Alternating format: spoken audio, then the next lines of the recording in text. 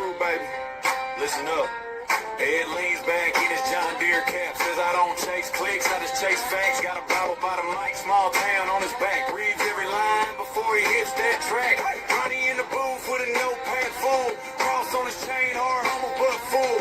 We ain't here to judge, just talk what's real. Taste every word before we serve that meal. Red, white, and true. We stand on what we do.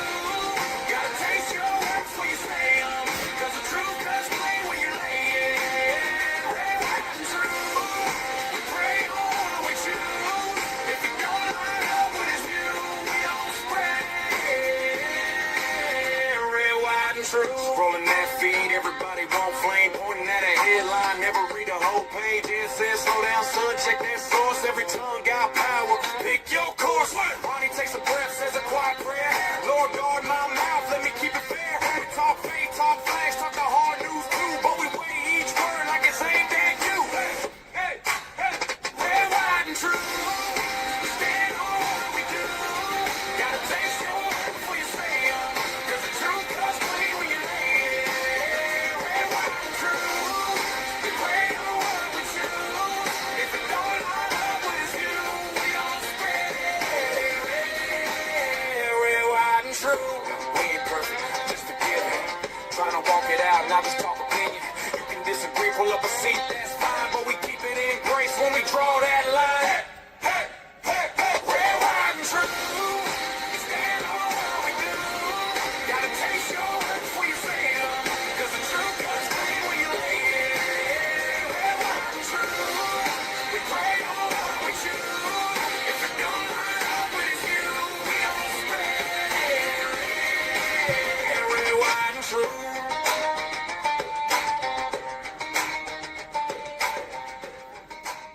If people really want to know what's going on, listen to Ed and Ronnie Tuesdays on Red, White, and True, streaming on Facebook.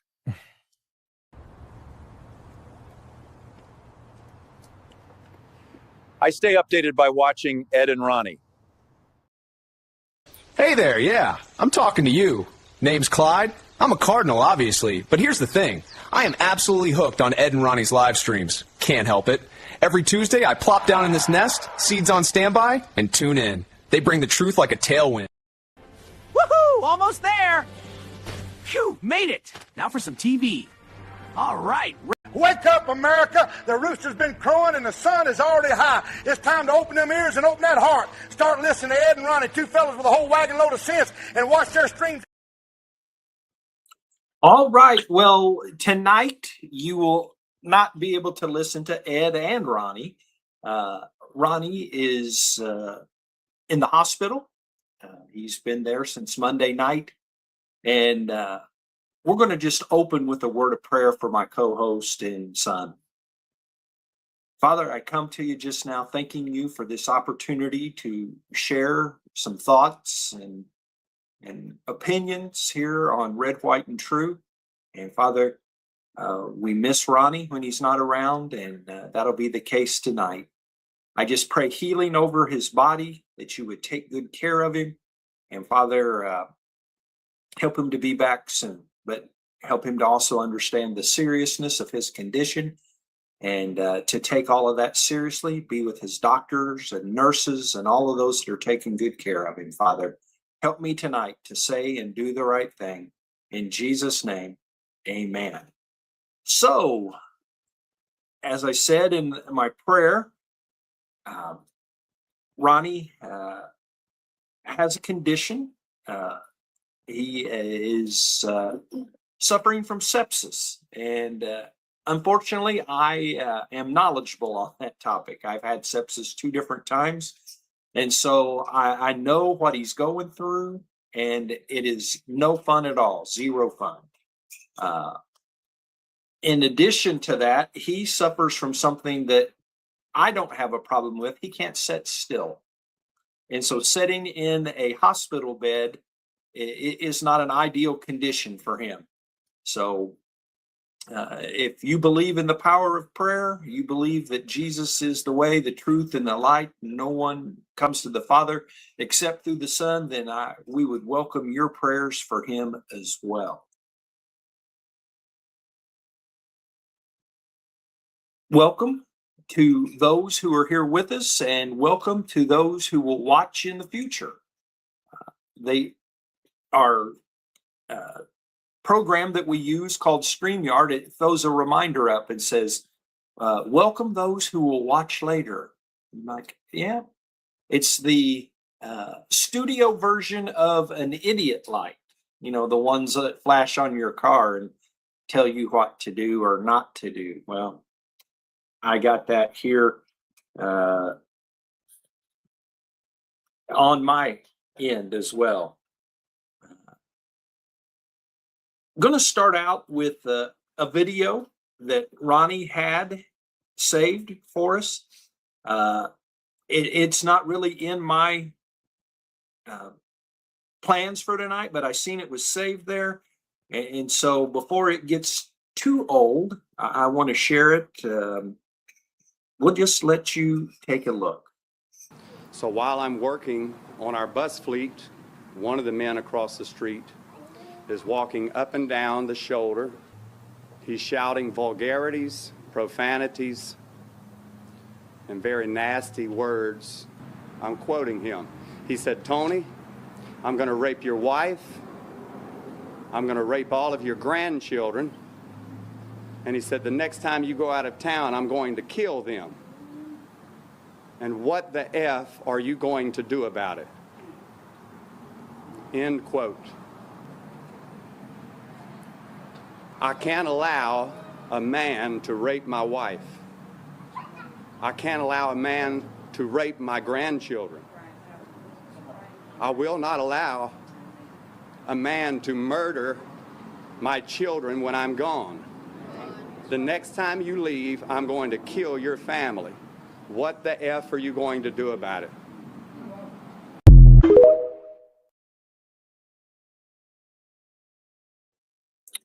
So what would you do about it if you were in that pastor's position? Now, I think it had a big deal made about it because he was a pastor. And guess what? Pastors are human beings. And when you say things like what that young guy said to him, you got to understand that guy is way younger than this pastor. That guy initiated the verbal abuse, and then he initiated the physical altercation as well. I'm just guessing, but had he not initiated, I would think that that would have been a verbal. And wow, look at the camera. What's up, my son? How is everyone doing? We here are fine. You obviously have that lovely hospital gown on. I just finished telling everybody that you had sepsis and that it's a serious condition, and asking everybody to pray. But I understand you told your mama about the power of prayer.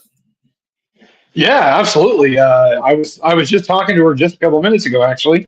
I was telling her, you can't tell me prayers don't work, because a day and a half ago I was close to meeting the Lord face to face, and I'm feeling better, much better. I'm not out of the woods yet, but man, prayer and CRH, I appreciate all of it. So. Well, you said that the doctor today told you it would probably be at least Friday before you're out of there. I know. Yeah. I know both times that I had sepsis, I was in for 4 days, so that doesn't surprise me at all. Because you'll go through stretches where you feel better, and you've already had this happen.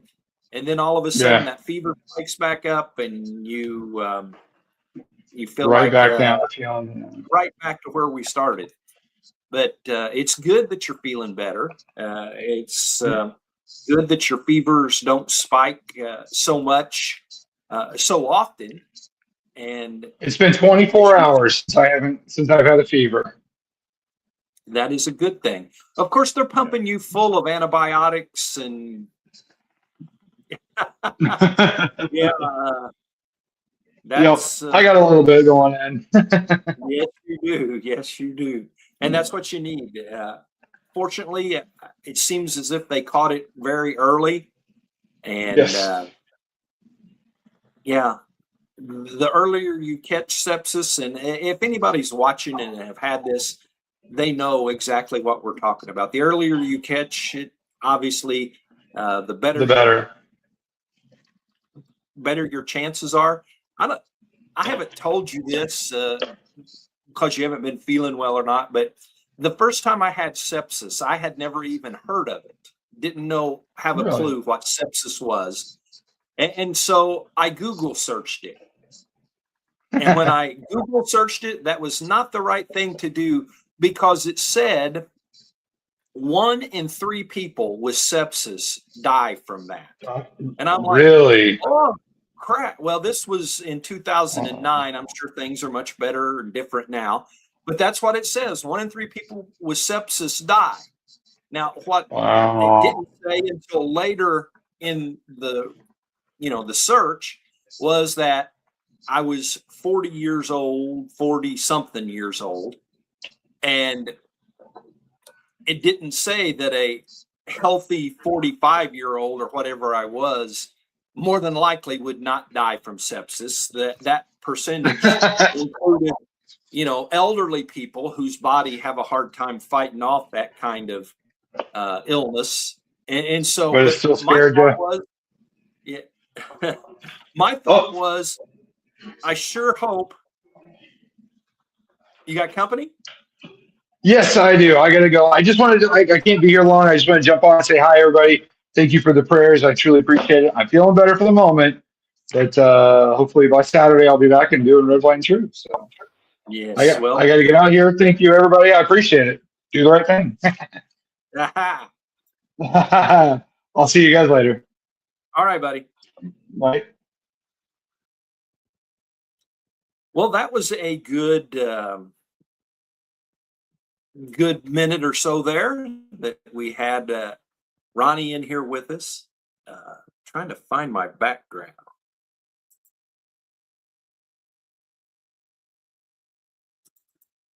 Oh, that's why.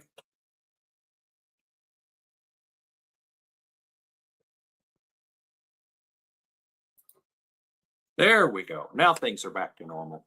So, finishing the story I was telling there, 1 in 3 with sepsis at that point died. I was just hoping that the last 2 both weren't survivors because I'm thinking, well, 1 in 3 odds, don't like those numbers. Let's go back to talking about the pastor who let the young punk neighbor know that if you FO, and that kid FA'd and he soon FO'd, that pastors are human, that we have emotions, we have feelings, and I don't think that the Bible wants us to be patsies and lay down and people would say, well, the Bible says turn the other cheek. Well, if he would have just turned the other cheek, he would have got punched in that side as well. So I say good for that pastor. I haven't looked lately to see if they dropped the charges against him, but he had battery charges, I think, that were brought. He was booked into jail, bonded out, and we'll take a look and see what happens with that in the future.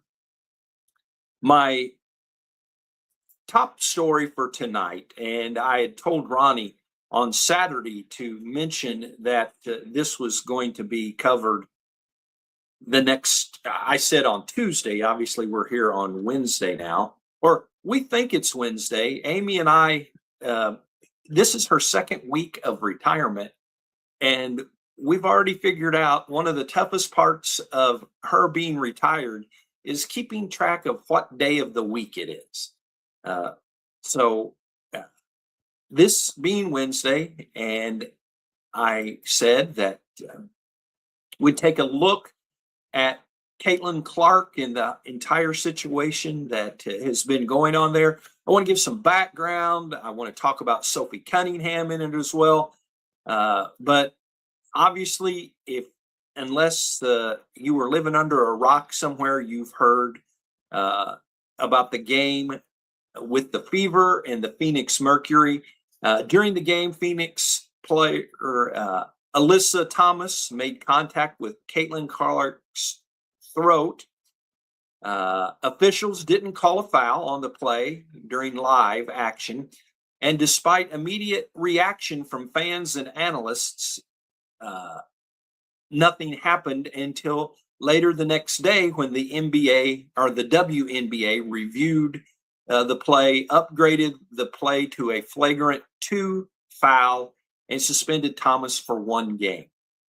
Now, how does Sophie Cunningham come into this? She has quickly become one of Clark's strongest defenders, both on and off the floor.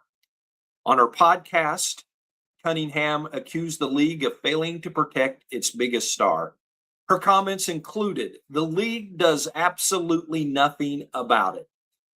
She argued that Clark is repeatedly targeted physically because officials allow defenders to be overly aggressive without consequences.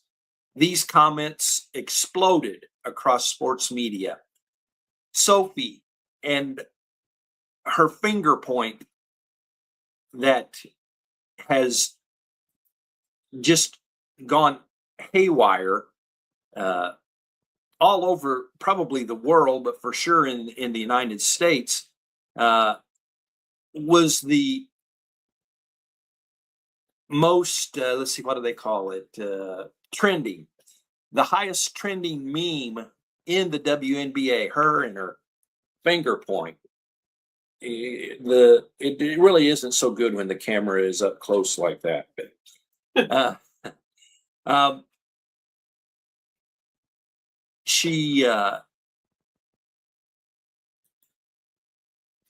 I'm trying to filter my words here a little bit. Let's just continue on. Why did Sophie become so popular? We know Caitlin is the face of the WNBA. We know all of the hype around her, but what happened to make Sophie so popular? She wasn't originally expected to become one of the faces of the Fever, but after several things happened, she publicly defended Caitlin. She plays with toughness.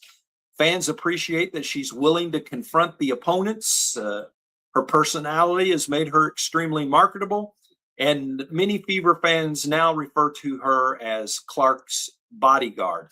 Caitlin needs a bodyguard, unfortunately. When you see, this incident isn't the first. It's one of many, and pretty much almost every night she plays, there is physical activity that's unacceptable. And she needs the bodyguard protector. If you think back in the NBA years ago, a lot of people were known as enforcers and not necessarily protectors. You think of the Detroit Pistons, and they had Mayhorn and Lambeer and Rodman. And just over the years, enforcers, they don't necessarily score tons of points. They're not necessarily the best athlete out there, but if something's going down, you sure want them in the corner. Now, another part of this story is that the WNBA released its 30th anniversary promotional poster. There is no doubt by anybody that thinks clearly that Caitlin Clark is one of the most influential players that the WNBA has ever had. They have a promotional poster. Guess whose picture was missing off of that promotional poster? Caitlin Clark was not in there. Fans immediately erupted online, and ironically, Sophie Cunningham was included on the poster while Clark was left off. Now, you tell me that that wasn't intentional. Even people who normally criticize Clark question the decision because she is widely viewed as the league's biggest current attraction.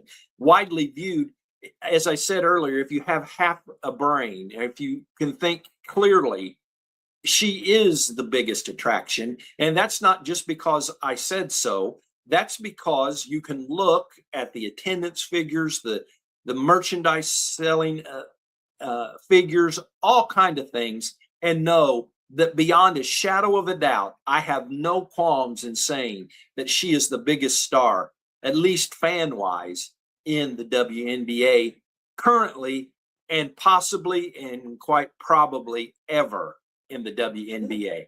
And that is just the way it is. Let's see, got a comment from Bill and Tanya. It's not right how they treat her. It's not right. And thank you guys for being here. And if you just got here, you missed seeing Ronnie for a couple of minutes. He had somebody come in the room. I don't know if it was a nurse or a visitor, but he couldn't stay long. And continuing on with the Caitlin and Sophie story, this part is really pretty remarkable. Economists who have studied professional sports estimate Caitlin Clark has become one of the most financially valuable athletes in women's sports history.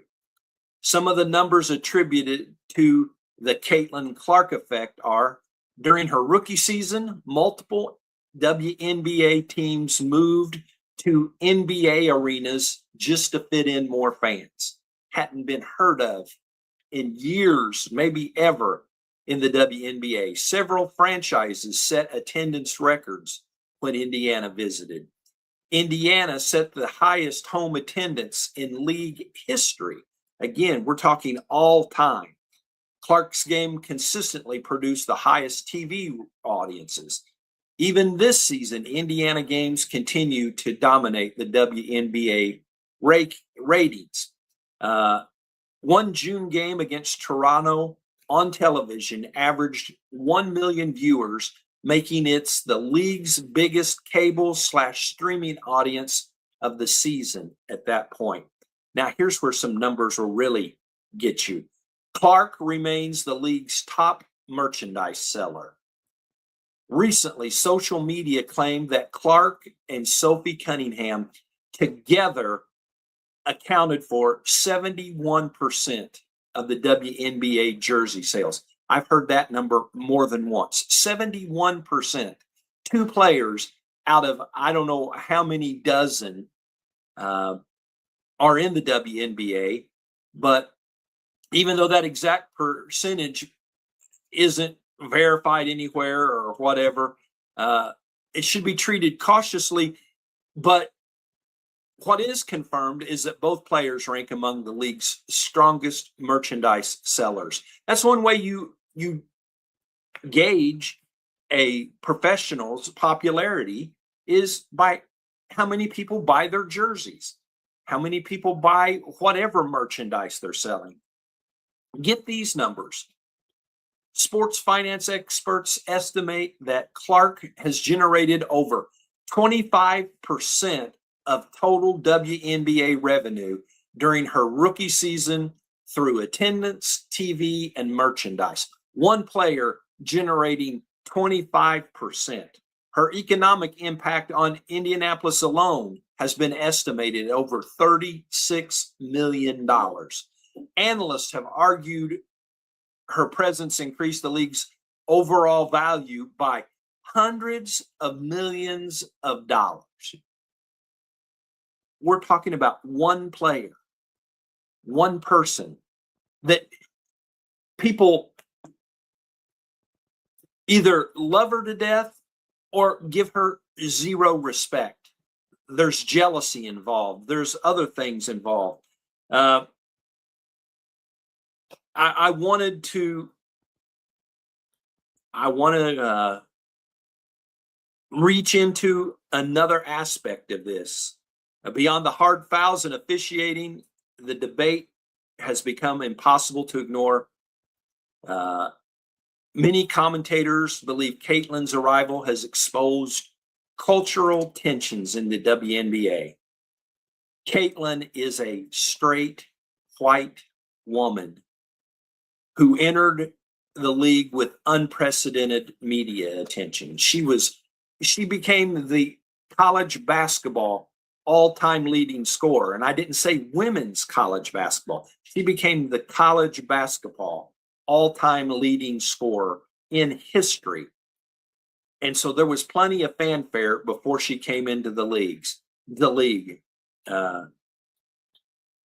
Some fans and commentators argue that part of the league have been uncomfortable with the attention flowing so heavily to one player, when many veteran players, particularly black players who helped build the WNBA over the decades, never received comparable recognition.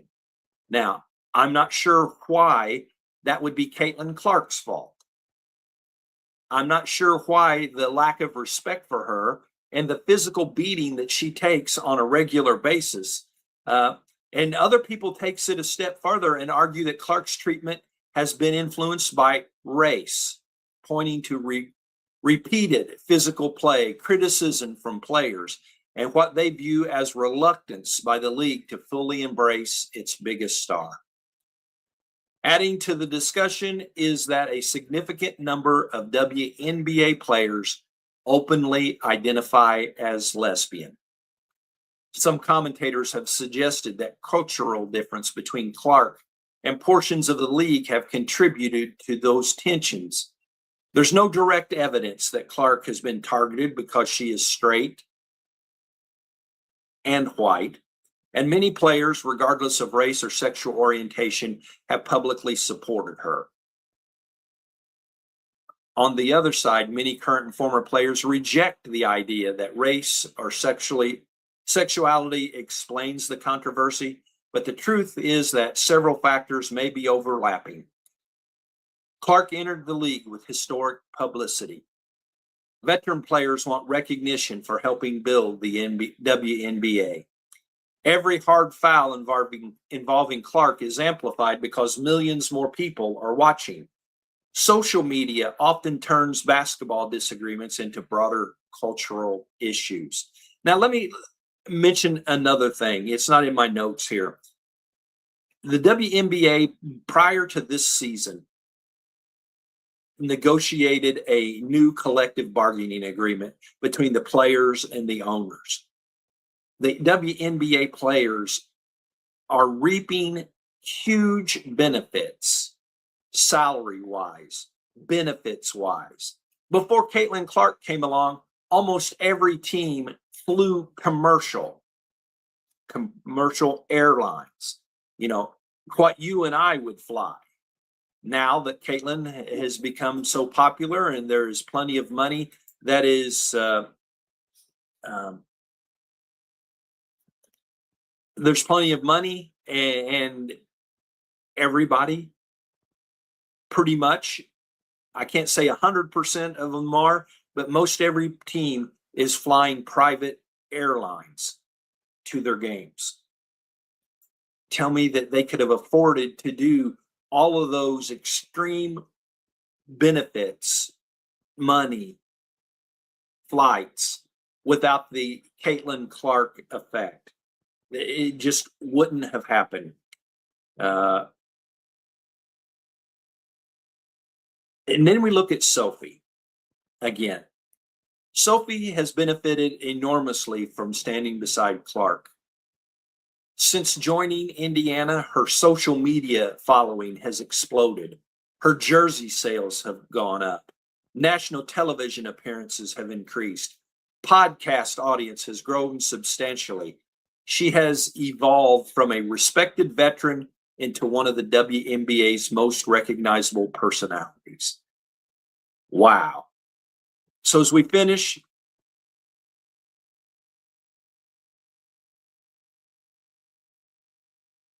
we can start with the facts and work our way down.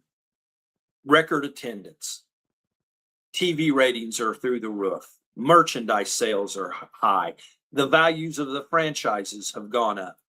The recent physical play against her cannot be debated.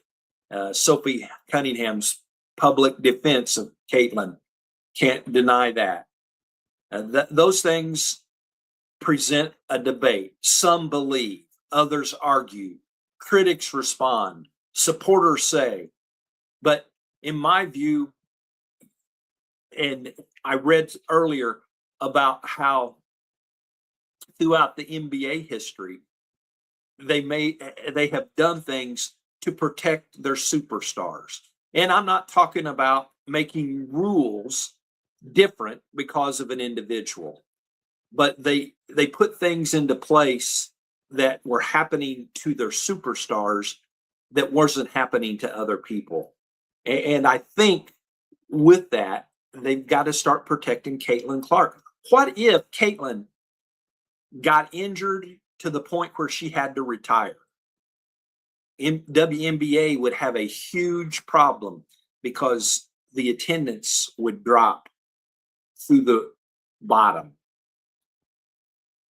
Money in merchandise sales would go the same way.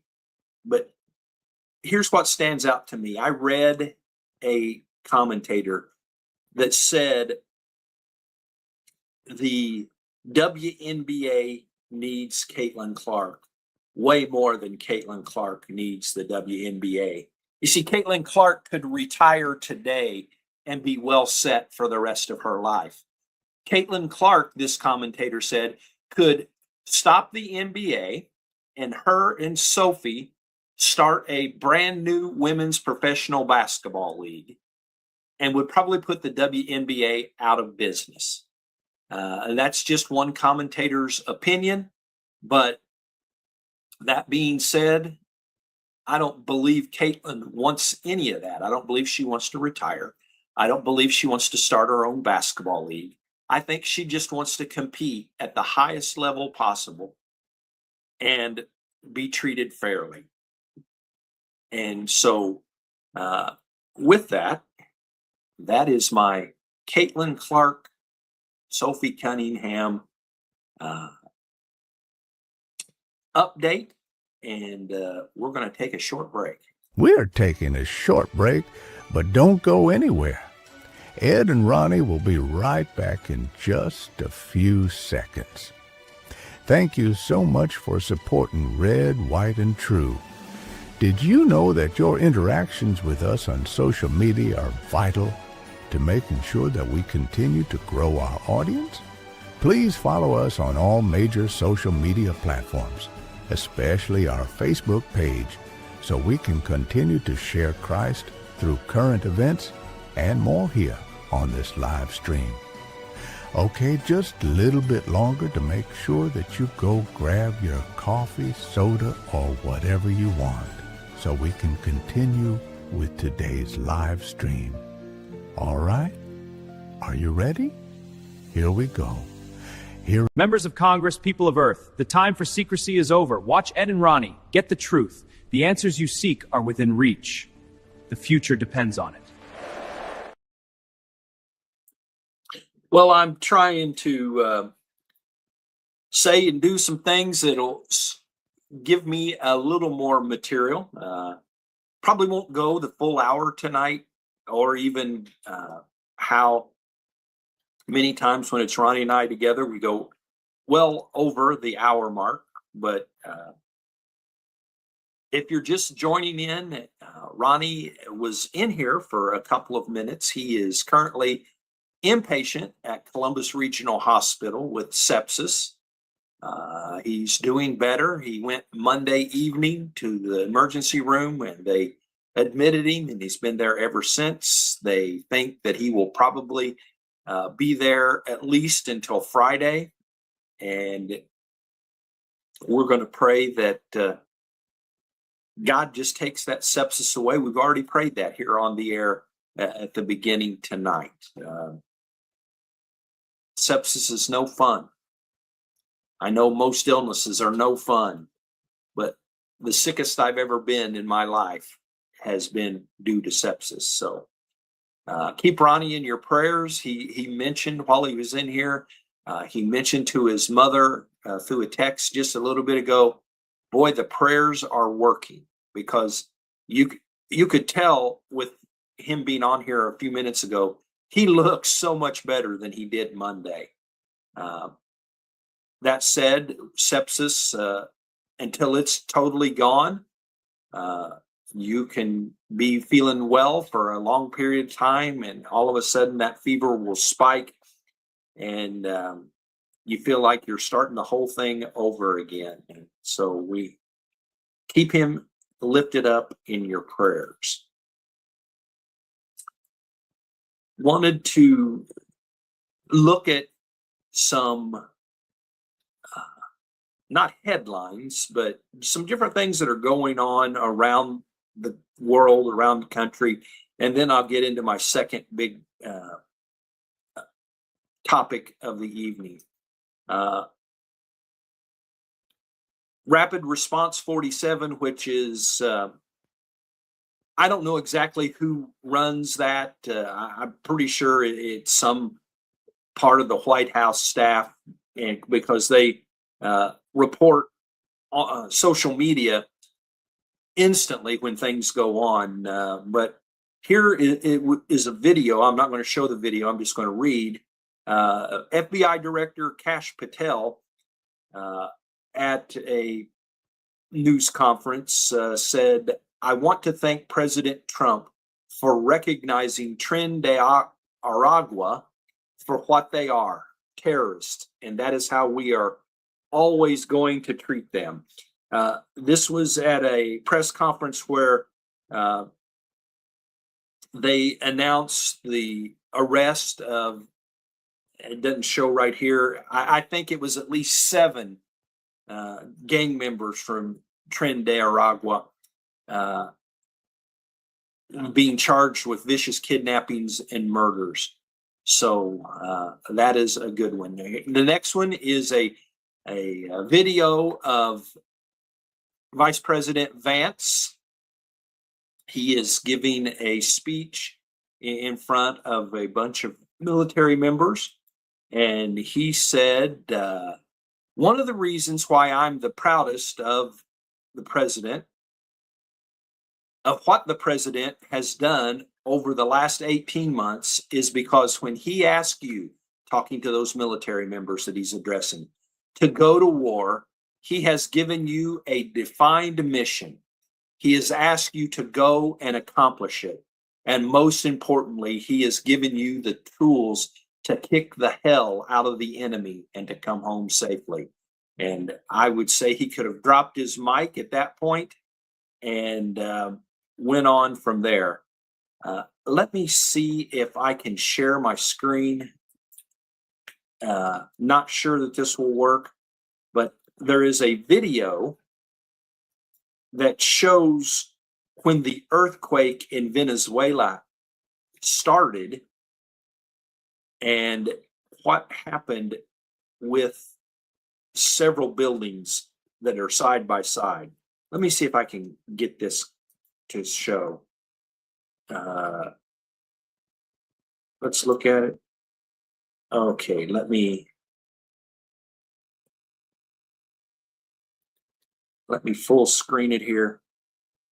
We'll let it continue.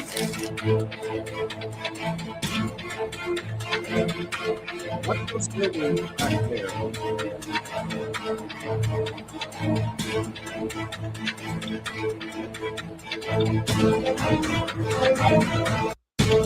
Watch right now.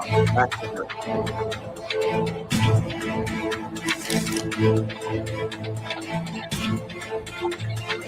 They just collapse. It's not a very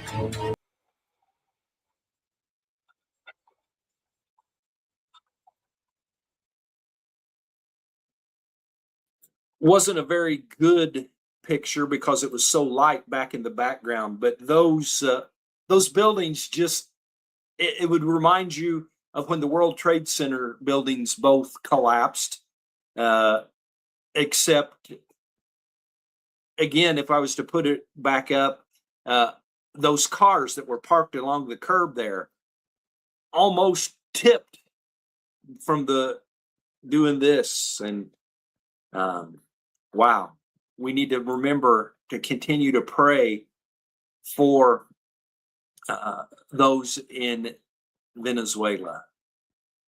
The president was at a opening of the Theodore Roosevelt Presidential Library, and in his escort, you see all of the police officers and the black Suburbans, and in the midst of this were about 20 horse riders that were dressed up as the Rough Riders that were from Teddy Roosevelt's day and that he made popular in one of the wars back then. And they are actually leading the presidential limousine into that. That is just so cool. If you would like to see that, you can go to Ed Boston Media on X and scroll down a little ways and see that. But that was really very cool. And the final thing I have shown up here is, let's see. Let me click on this. And I think that it is the Thunderbirds. They are in formation. We just talked about this when it was the Thunderbirds and the Blue Angels over the White House. Well, this one is, I think, the Thunderbirds going over the Hoover Dam. The Hoover Dam has a huge American flag draped down, and these 5 jets in perfect formation flying over. And I know that there are a lot of people that are not necessarily as patriotic as I am, but I know that there are plenty that are. Most in here are just as patriotic as I am. And when it comes to that, I just get cold chills anytime that there is a military flyover, whether it be the best in the world or if it's an old C-130, like at Heritage Days in Hope, they have older military airplanes that are part of the flyover. It just gives me cold chills. And before I get to my final topic, let me just mention, with this being 4th of July week, first of all, if your weather is anything like it is here in central Indiana, please, please, please take care of yourself. Stay hydrated. Stay inside if at all possible. If your air conditioning is out, let people know. I read one person talked about having, I think, 17 fans going in their house. The temperatures has been in the mid 90s, and heat index has been well over 100 degrees, close to 110. And so please, please, please take care of yourself. If you are into fireworks, please be safe and be careful. We had a grandson over last night, and he's all excited about blowing up fireworks. See, that's the difference. He thinks it's fun. I look at it as blowing up money. And so wherever you stand on that, please be safe. If you are in central Indiana and don't have a fireworks show to go to on, let's see, the 4th is Saturday. If you don't have a fireworks show to go to on Saturday night, we do I say private, it's open to the public, but it is not a professional fireworks display, but it is an amazing fireworks display.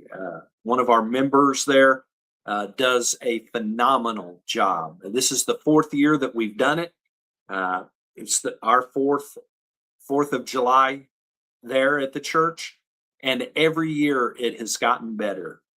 And it's not just 5 or 10 minutes and out. I think last year it was right at 40 to 45 minutes worth. And it is a wonderful show. If you need to know how to get there, if you'll contact me, I can make sure you get directions. But I was just noticing something. I have a little issue with tremors in my hand, and my hands were on the table, and I was noticing my new camera that I have attached to my new laptop was shaking a little bit, and I realized that was because my hands were on the table. So hopefully you didn't get seasick or anything there. But remember, this is our 250th birthday in the United States. Remember that we were founded on godly principles. I just found out something tonight, and I won't go into detail with it, but I always tell people that our founding fathers were not just believers in the God of the Bible, but also believed in his son, Jesus Christ. And what I'm going to tell you here, you'll see that it takes it even farther. Not every single one of the founders, but way more than a majority. Most all of the founders believed. And there was a treaty, a Paris Treaty in 1783. And it started out in the treaty talking about the Trinity, the divine Trinity, and right after listed God the Father, Jesus, and the Holy Ghost, right there at the very beginning of the treaty. You tell me that our founders didn't believe and that we weren't founded upon godly principles, and I will win that debate every single time. Why is that? Why are you so cocky about that, Pastor Ed? I can be so confident in that because I've read the founding fathers in their own words, just like that treaty I just mentioned. Actually, I never knew about that treaty until a church member from Old Union called me a half an hour before we went on the air here and said, "Did you know about the Treaty of Paris in 1783? Well, actually, he just asked the Treaty in Paris. And I quickly threw it into my laptop, and he was telling me about it, and I was reading about it. And I said, you are a perfect example of what I say, not because of what I say, but because of what he did. Don't believe me about the founding fathers. Definitely don't believe liberals when it comes to the founding fathers. Research and find it for yourself. And this church member found that, was so excited about it that he called me on the telephone. I guess it's not telephone anymore, I guess, is it? It's cell phone. Called me on the phone to tell me how excited. You should have heard him. He sounded like a little kid, so excited. And I didn't know about it. But see, he went out and he was doing research on his own. And that's what I encourage you to do. Don't believe it just because it was Pastor Ed. Don't believe the liberals and their deist issues. Go find out for yourself, and you'll find out that our founding fathers were most all Christian men and believers in Jesus Christ. It's been a huge week, 2 weeks of Supreme Court decisions. Some came down in a way that we might appreciate. Others came down in manners that are disappointing.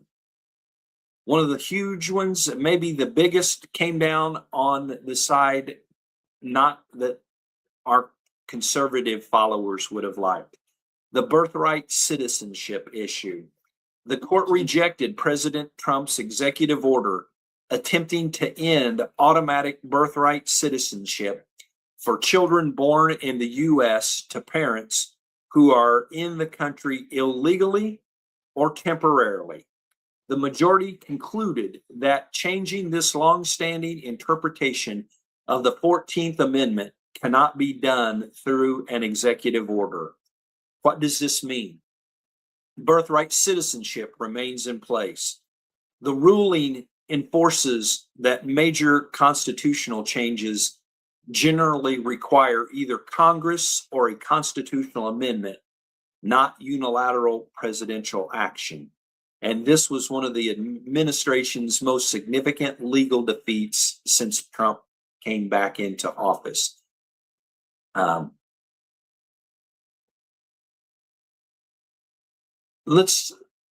been reading several examples of what this means.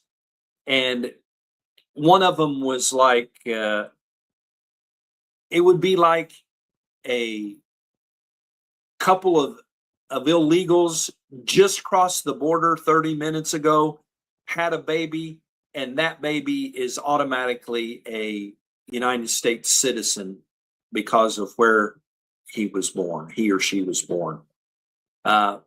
Makes no sense. I seen a Charlie Kirk.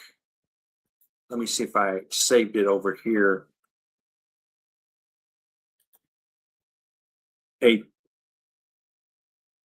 Charlie Kirk. I don't think I saved it.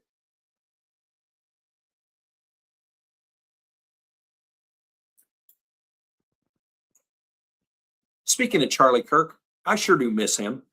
I sat here the other night in my chair and almost cried. I pulled a video up and it was just Charlie being Charlie. He was debating with a girl about abortion, and he was consistently on point, and he was very respectful and very firm, but very respectful. And I sat there and again, I just about started crying thinking, man, we miss him. We sure miss him. Back to the Supreme Court.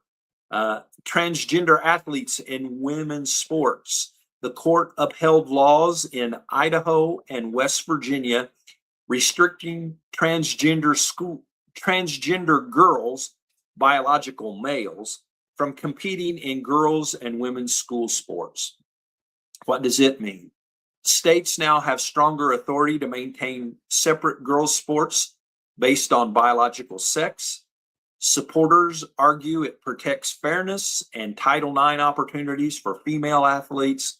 Opponents argue it discriminates against transgender students. This doesn't automatically create one nationwide rule, but it provides strong legal precedents in similar state laws.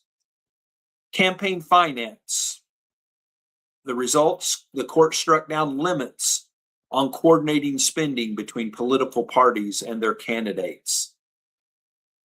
Political parties can now spend more money in direct coordination with candidates.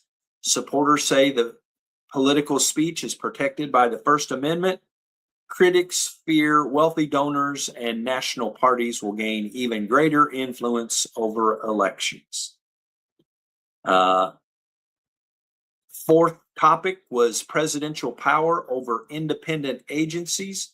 The court greatly expanded presidential authority by allowing presidents to remove leaders of many independent federal agencies, overturning much of an important 1935 precedent. This means that it gives the president more direct control over agencies such as the Federal Trade Commission, the National Labor Relations Board, and other independent regulatory agencies. Now, part of that, and I think it was in a separate decision, a woman who Trump had fired from the Federal Reserve was actually, Trump lost on that one. He fired her. She filed a lawsuit.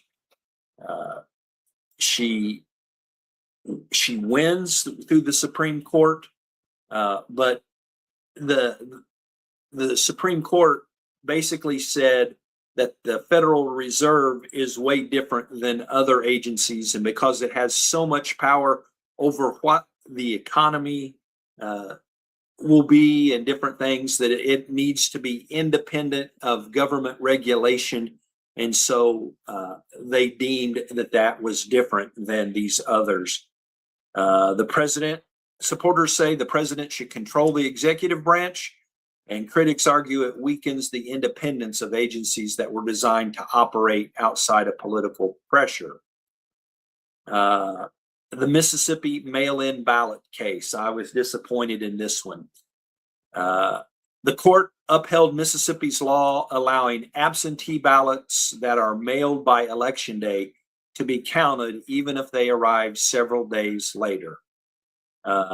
What this one means, states retain flexibility in how they count absentee ballots, and it was viewed as a victory for state election administration rather than a broad national election ruling. I guess where I come from on that is that if you know there's a presidential election and you have to use a mail-in or an absentee ballot, just get it there on time. It's not that difficult.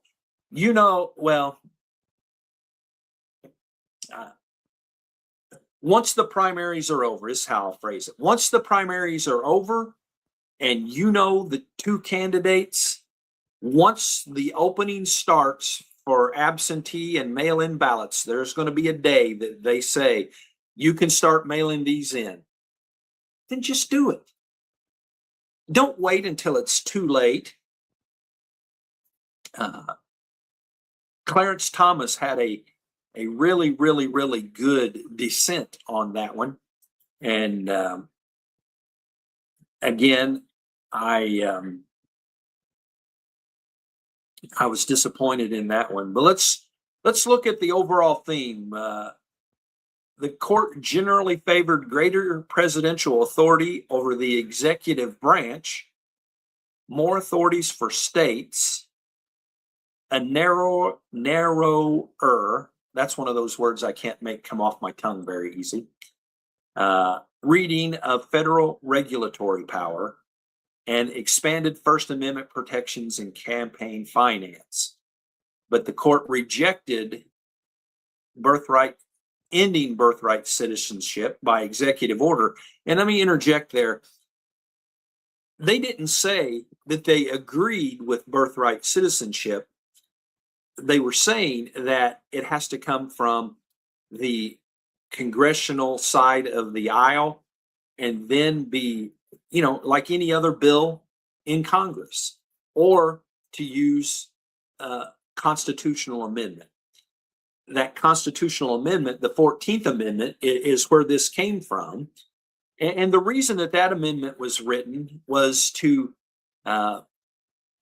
give citizenship to slaves. If they were born in the United States, they were considered United States citizens. That's what it was written for.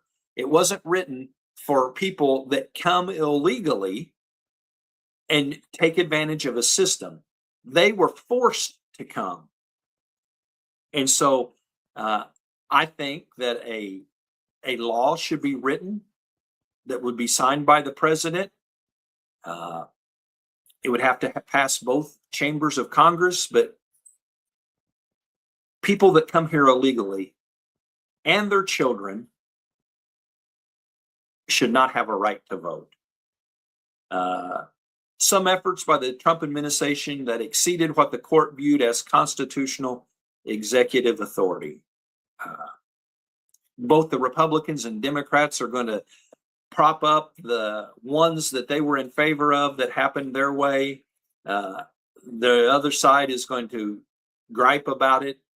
And there's wins and losses on both sides.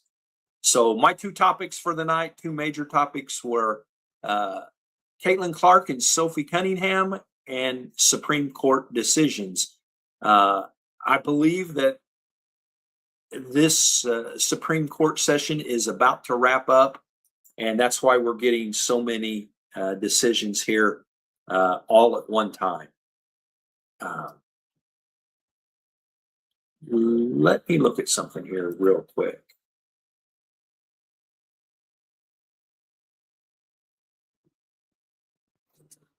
I think that I didn't have any videos left, or didn't really have any videos. Working to have less videos. I know that we've used them extensively, but we've been told that people like to hear our opinions more than somebody else's opinions.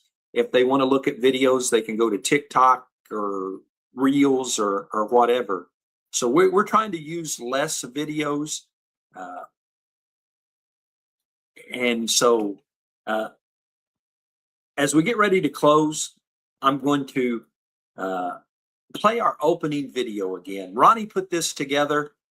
It's AI generated, but I love the music to our opening that was set up with, I mean, it talks about Ed and Ronnie, and it's just, I like it.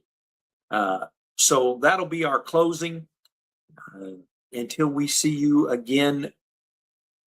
More than likely, no, it won't be Saturday because that's the 4th of July. We'll have to let you know when we're going to see you again. Who knows? Maybe we'll live stream from the fireworks at 10 o'clock. We'll do something. So until we see you again, keep Ronnie in your prayers and go out and do the right thing.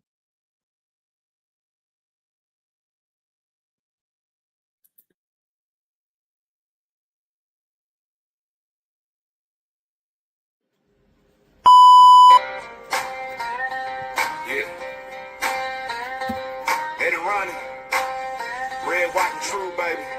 Listen up. Ed leans back in his John Deere cap. Says I don't chase clicks, I just chase facts. Got a Bible by the mic, small town on his back. Reads every line before he hits that track.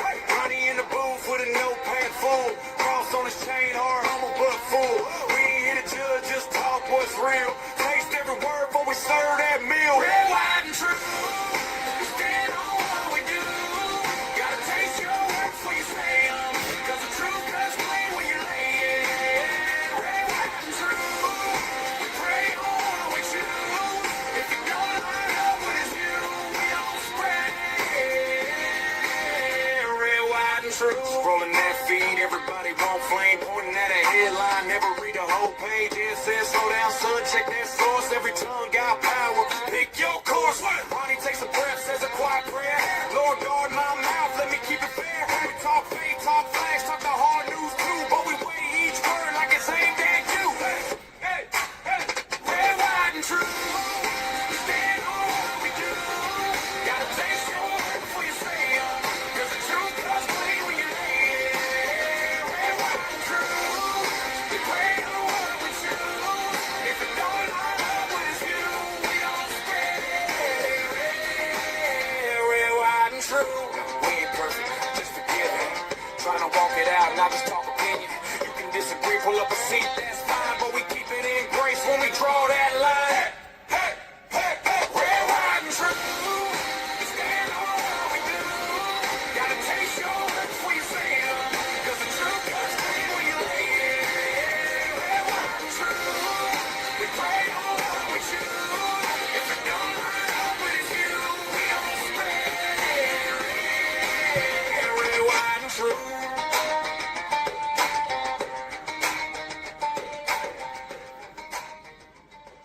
Thank you for joining us for today's live stream. This has been a presentation of Ed Boston Media.